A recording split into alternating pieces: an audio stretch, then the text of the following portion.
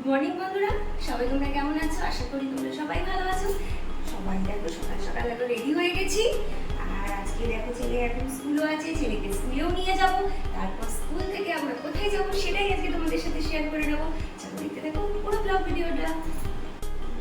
দেখো ছেলেকে স্কুলে দিতে আমি স্কুলে চলে এসেছি, ছেলেকে আমি স্কুলে ঢুকিয়ে দিয়েছি। আর সব গার্জেনরাই আস্তে আস্তে জড়ো হচ্ছিলাম, যারা আমরা সবাই মিলে যাব, তারা সবাই মিলে জড়ো হচ্ছিলাম। সবাই একে একে আসছিল আর তাদের বাচ্চাদের ঢোকাচ্ছিল। বাচ্চারা স্কুলে ঢুকে গেছে বন্ধুরা। এবারে আমরা সবাই মিলে যতজন ছিলাম, প্রায় মোটামুটি 8জন মতন আমরা ছিলাম।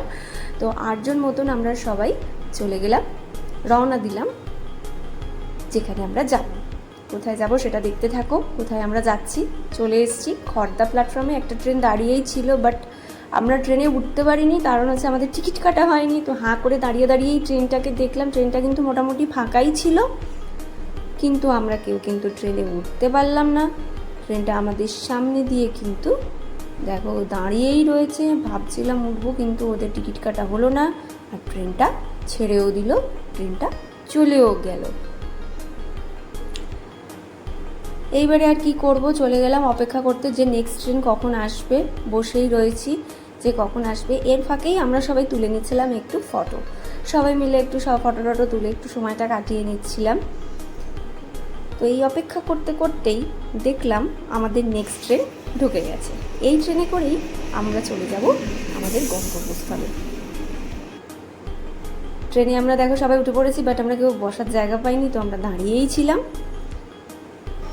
চলে এসেছি, এই দেখো আমরা এখানে চলে এসেছি কিন্তু ব্যারাকপুরে। দেখো ব্যারাকপুরে কিন্তু আমরা নেমে গেছি। নেমে টোটোতে উঠে পড়েছি সবাই মিলে। এক একটা টোটোতে আমরা 4জন করে উঠেছি।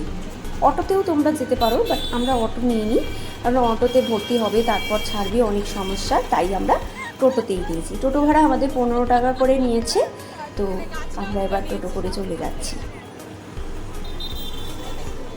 তোমাদের সাথে দেখো শেয়ার করে নিচ্ছি ব্যারাকপুর চত্বরের চারপাশটা কত সুন্দর। দেখো এই যে আমাদের আরেকটা টোটোতেও ছিল 4জন, তারা আমাদের আগেই চলে গেল। ওই যে আমরা যাচ্ছি। আর এদিক দিয়ে আমি উঁকি মেরে দেখলাম ভারতের পতাকাটা এত সুন্দর উঠছে বন্ধুরা, তাই তোমাদের সাথে একটু শেয়ার করে নিলাম। দেখো কত সুন্দরভাবে ভারতের পতাকাটা উঠছে, দেখেও শান্তি লাগে। টোটো করে আমরা চলে এলাম একটা মন্দিরে। মন্দিরটার নাম হলো শম্ভুনাথের মন্দির। ব্যারাকপুরের খুব পরিচিত একটা কিন্তু মন্দির, খুব জাগ্রত শিবের মন্দির। তোমরাও কিন্তু বন্ধুরা এখানে কিন্তু চলে আসতে পারো, এইভাবেই এই পথেই কিন্তু তোমরা চলে আসতে পারো। এই দেখো মন্দির, তোমাদের মন্দিরটা পুরোটাই তোমাদের সাথে শেয়ার করে নিচ্ছি। এই দেখো এই রকম মন্দির। দেখো এবার আস্তে আস্তে আমরা মন্দিরের ভিতরের মধ্যে ঢুকবো। বাইরের চত্বরটা তোমাদেরকে দেখিয়ে দিলাম, বাইরের চত্বরটা কীরকম। আর এই পাশেই হচ্ছে নিবেদিতা গার্লস স্কুল। তোমরা তো জানোই নিবেদিতা স্কুলের কথা, একটা বাগবাজারে রয়েছে আর একটা রয়েছে ব্যারাকপুরে। এবারে চলে এসেছি মন্দিরের ভেতরে। দেখো বন্ধুরা মন্দিরের ভেতরটা তোমরা, এখানে কিন্তু একটা শিলা রয়েছে, শিবের শিলা রয়েছে। সবাই ওই শিলাতেই কিন্তু জল ঢালে। বিভিন্ন দিকে বিভিন্ন ঠাকুরের ফটো রয়েছে, শিবের ফটো রয়েছে। আমি প্রণাম করলাম, প্রণাম করে বেরিয়ে এলাম।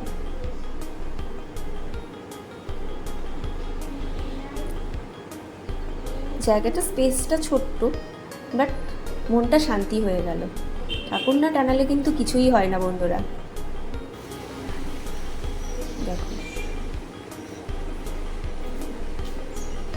মন্দিরের ভিতরে আমি কিন্তু আবারও প্রবেশ করছি।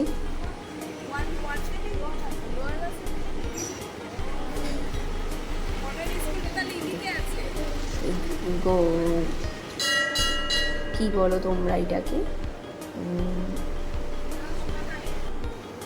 নন্দী মহারাজকে প্রণাম করে কিন্তু আমি আবারও আস্তে আস্তে ভেতরে গেলাম একটু জল ঢালার উদ্দেশ্যে। সবাই দেখলাম জল ঢালছে, তাই আমিও চলে গেলাম একটু ঠাকুরের মাথায় জল ঢালতে। ওই যে ঘটি নিয়ে সবাই ব্যস্ত রয়েছে, আমিও চলে গেলাম একটু ঠাকুরের মাথায় একটু জল ঢালবো বলে।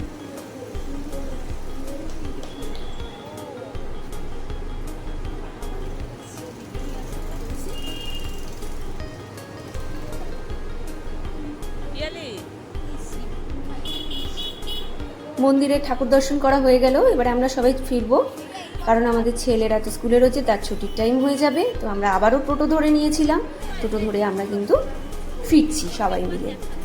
চলে যাচ্ছি এখন ব্যারাকপুর স্টেশনের দিকে।